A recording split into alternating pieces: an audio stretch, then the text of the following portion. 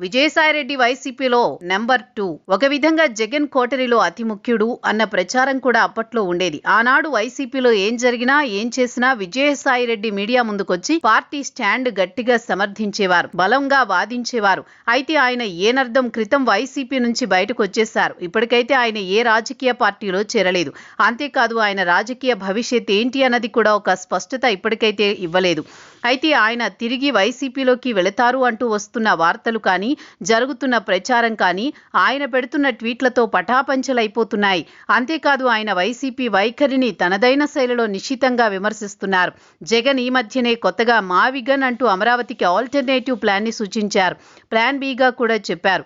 అయితే విజయసాయిరెడ్డి తాజాగా చేసిన ట్వీట్లో మావిగన్ ప్రతిపాదనను తప్పుబట్టారు. మావిగన్ పేరుతో ఏకంగా 100 కిలోమీటర్ల మేర ఒక రాజధాని విస్తరించడం మంచిది కాదన్నారు. దానివల్ల పరిపాలనలో సమన్వయం పూర్తిగా దెబ్బతింటుందని విజయసాయిరెడ్డి చెప్పడం విశేషం. అయితే గతంలో విజయసాయిరెడ్డి వైసీపీ అధికారంలో ఉన్నప్పుడు ప్రతిపాదించిన 3 రాజధానులకు మద్దతుగా గట్టిగా మాట్లాడిన సందర్భాలున్నాయి. అది వైసీపీ ప్లాన్ ఏ. ఇప్పుడు ప్లాన్ బి అని జగన్ ఏకంగా తానే మీడియా ముందు ప్రకటించిన మావిగన్ ప్రతిపాదన తప్పు చెప్పి విజయసాయిరెడ్డి సంచలనం రేపారు. అయితే దీని ప్రకారం ప్లాన్ ఏ ప్రతిపాదన కూడా తప్పు అయి ఉంటుంది కదా అని నెటిజన్లు అంటున్నారు. పార్టీలో ఉన్నారు కాబట్టి ఆ పార్టీ స్టాండ్ నాడు వినిపించిన విజయసాయిరెడ్డి ఇప్పుడు మాత్రం వాస్తవాలు మాట్లాడుతున్నారంటున్నారు. దాంతో వైసీపీ తప్పులెత్తి చూపేందుకు సైతం ఆయన వెనుకాడడం లేదంటున్నారు.